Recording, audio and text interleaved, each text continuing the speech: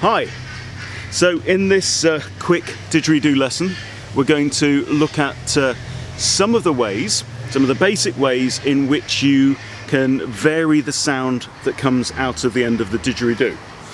Okay, so the first thing is literally the pattern of the circular breathing, okay? So depending on how often you breathe, when you breathe, and the rhythm of the breath, that will affect the sound.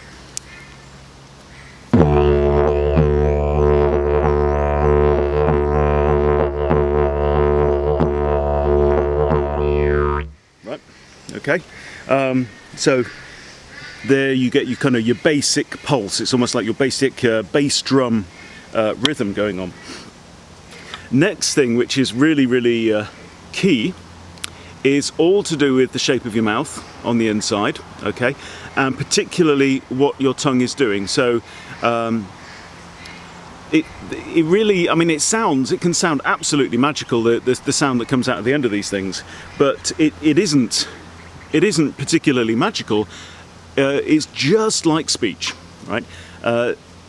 Your tongue will, in some cases, touch the inside of your bottom teeth. It could touch your upper teeth.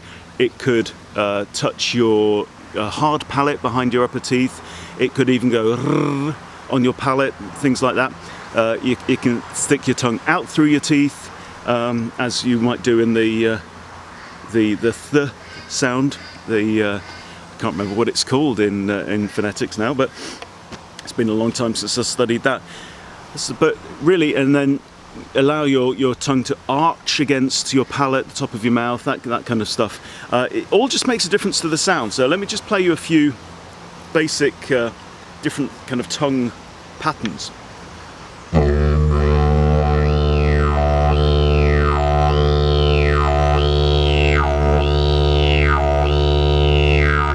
Right, so that is putting my tongue towards pressing to the front of my mouth against my upper teeth, and then pulling it back along my palate. So I'm licking an ice cream that's, or trying to lick something that's stuck to the roof of my mouth, okay?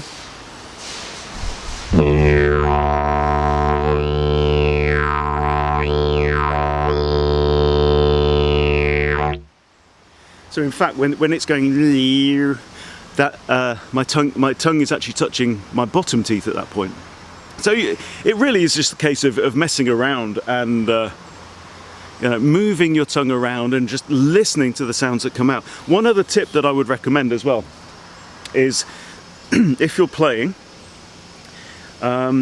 make sure that there's something hard just within a foot of the bell of the didgeridoo, okay, so that you hear the sound quite faithfully reflected back to you, so that you can hear it. If you play it in a furnished room where there's soft furnishings, then the soft furnishings can swallow up the sound and make it quite dull and dead, and you really don't want that. You want to be able to hear exactly how it's coming out of the other end. So if you can put a brick there, or a tile, or a plastic box, or you can even stick the end of the didgeridoo in a bucket as well, that also helps.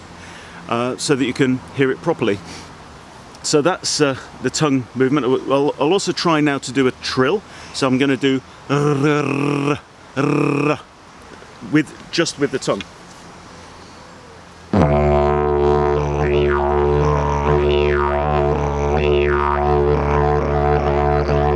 Okay, and that's all that is. It's touching my the hard palate behind my upper teeth. Right, so just a short trill like that. And then the other, I mean, there are also things that you can do with the softness or the shape of what's going in your throat, but you can explore that for yourself over time as you practice and as you improve. The other major thing is vocalization, okay, which we have to mention. So a lot of the variation in the sound that comes out of the end of the didge is actually the player's voice combining with whatever's going on with the natural shape and the natural sounds that come through the drone or whatever. So when I'm playing For example, I might like sing a constant tone that's maybe just below the natural pitch, the bass drone pitch of the didge. So here's just below.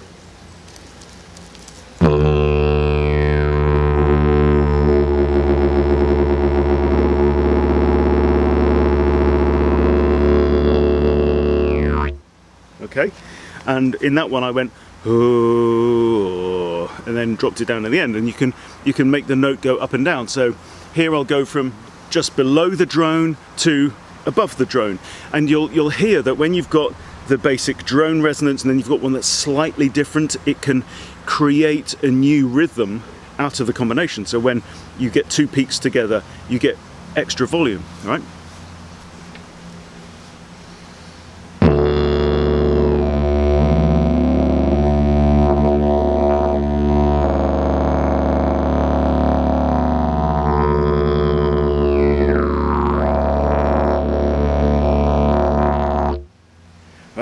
And all that is just me singing a constant tone, but then varying the pitch of the tone that I sing through the didge. Other things that you can do, you can like shriek or make animal calls through it. So like monkeys and birds and dogs and whatever you like, dingoes.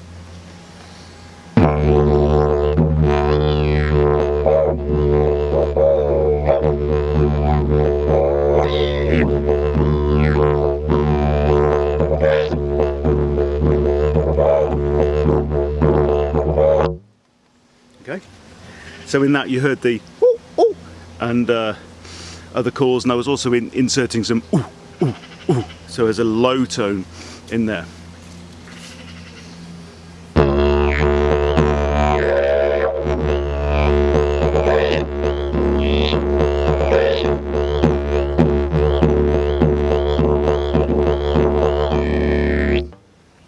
So that is dum, dum, dum, dum, dum, dum, dum, dum as well.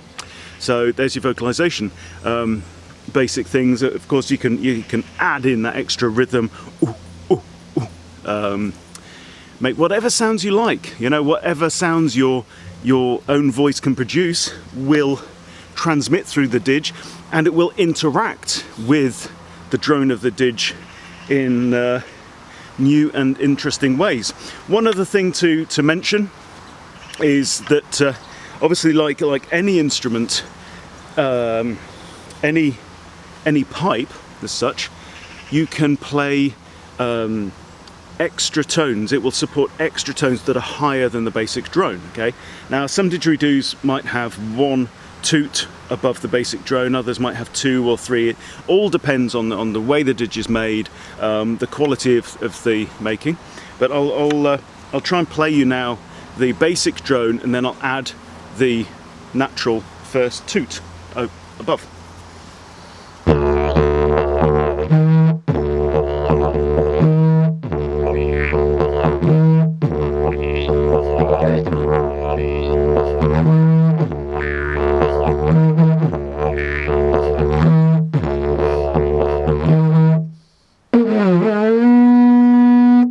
That's the second toot, right?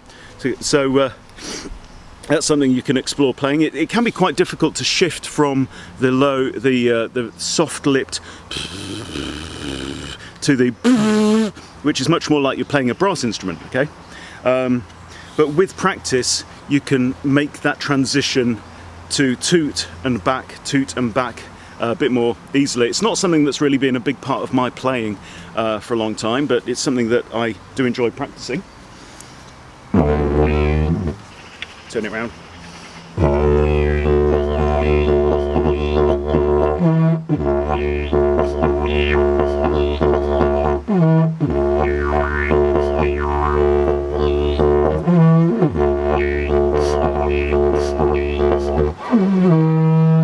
There you go. So that's your brief guide to the different ways that you can produce sounds through the humble didgeridoo. I advise you to practice as much as you can. Keep listening to this video. There's lots and lots more videos out there on the web as well. But most of all, the most important thing is to enjoy yourself, okay? If it starts to become a chore, then give it a break, put it down, go and do something else, okay?